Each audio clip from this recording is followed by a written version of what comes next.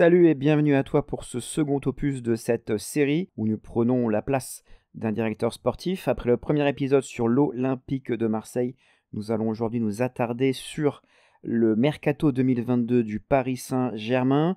Ici, le but est tout simplement de vous donner nos idées, nos suggestions et bien évidemment, nous prenons en compte le Mercato à venir qui va être particulièrement tendu et instable d'un point de vue économique. Mais dans tous les cas, vous connaissez sans doute le club sur le bout des doigts, donc n'hésitez pas à nous dire en commentaire ce que vous en pensez. Tout d'abord, sachez que cette vidéo est sponsorisée par Maillot Surprise. Le concept, il est très simple.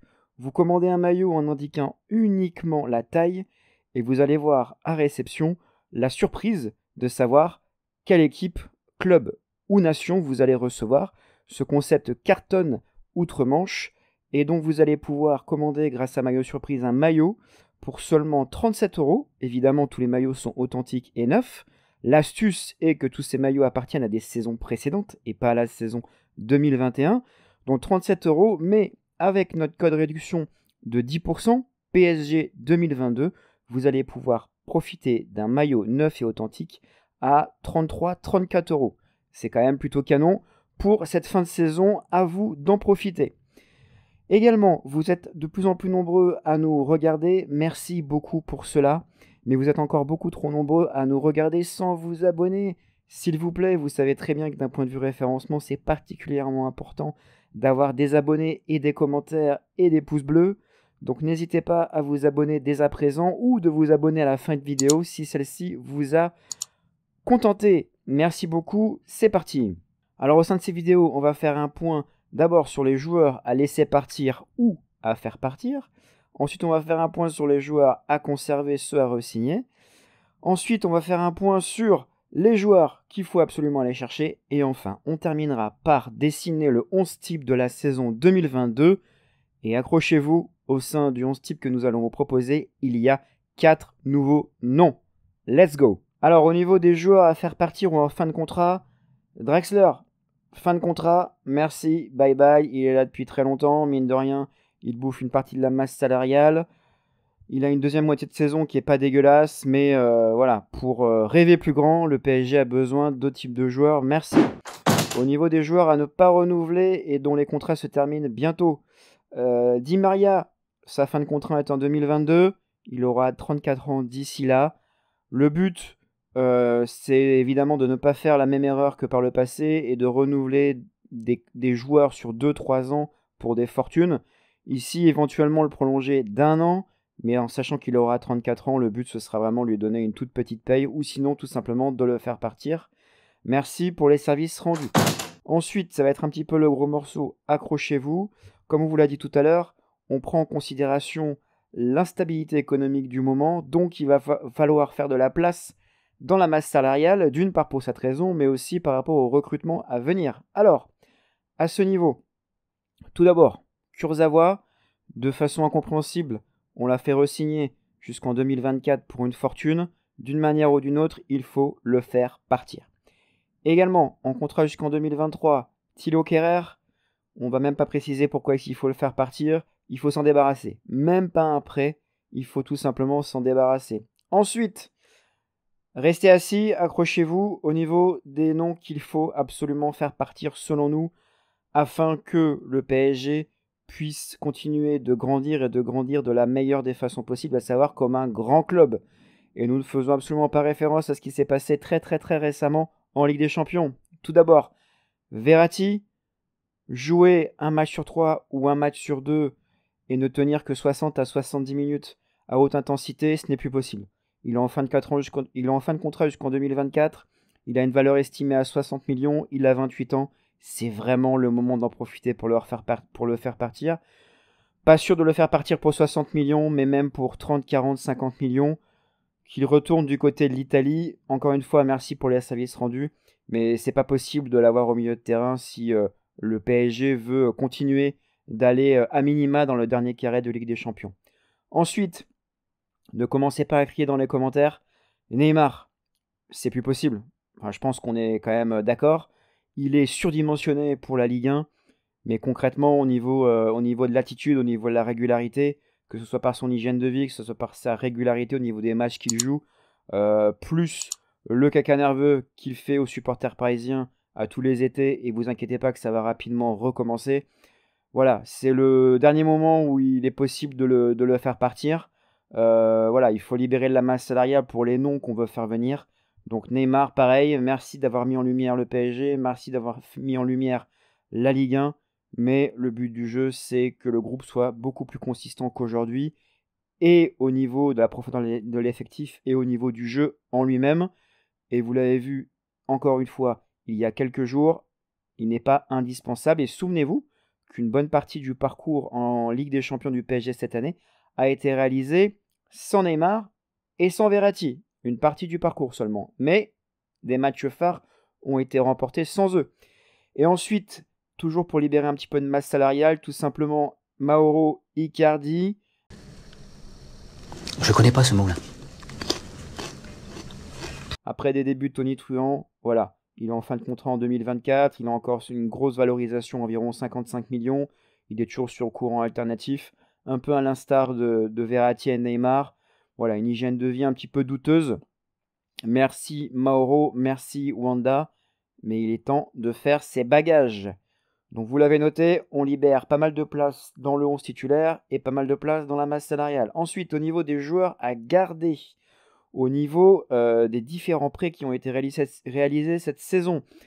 Danilo, il reste. Dans tous les cas, c'était une option d'achat automatique.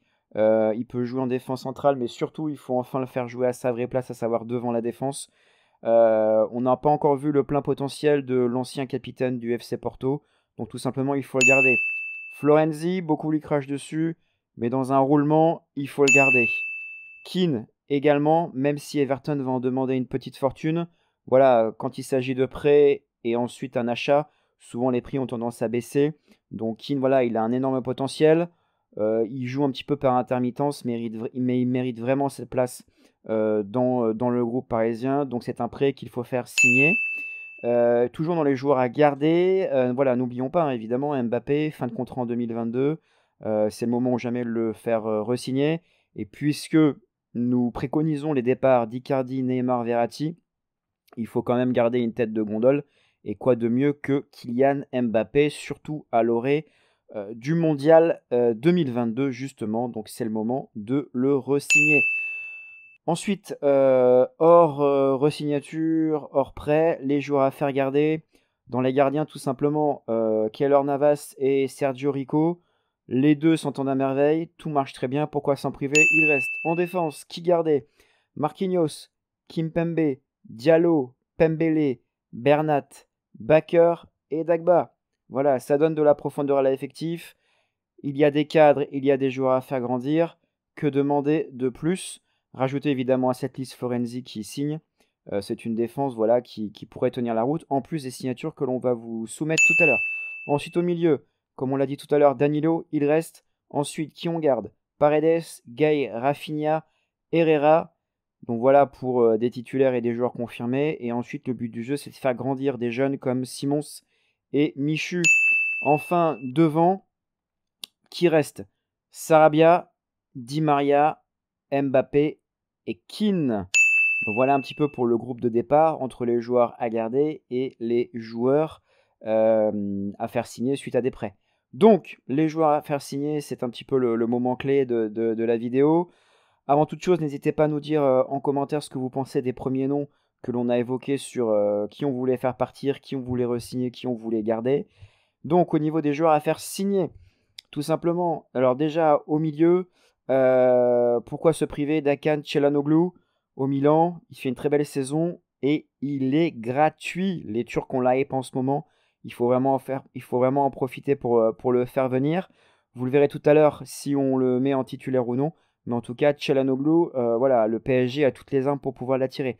Ensuite, l'une des grosses signatures de cet été, c'est tout simplement Milinkovic-Savic de la Lazio. Déjà, la rumeur avait couru l'été dernier. Là, il remplacerait à merveille, pas forcément poste pour poste, mais dans un milieu à 3, Verratti. Il est extrêmement consistant depuis 2-3 saisons. La Lazio ne va peut-être pas jouer la C1 et il est en double-double constamment quasiment au niveau des passes et des buts décisifs. C'est sans doute le chaînon manquant du PSG. Donc gardez en tête ce nom, Milinkovic-Savic.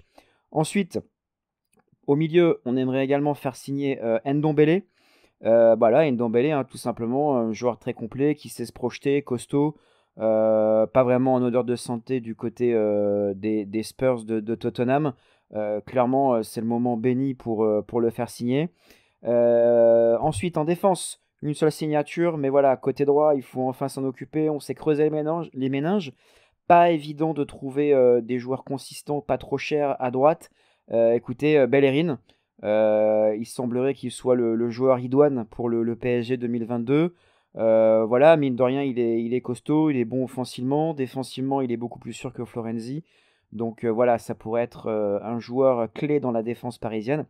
Et enfin, l'une des grosses signatures de l'été, mais n'oubliez pas hein, qu'au niveau de la masse salariale, on s'est débarrassé de très très très gros noms comme Icardi, Neymar et Verratti.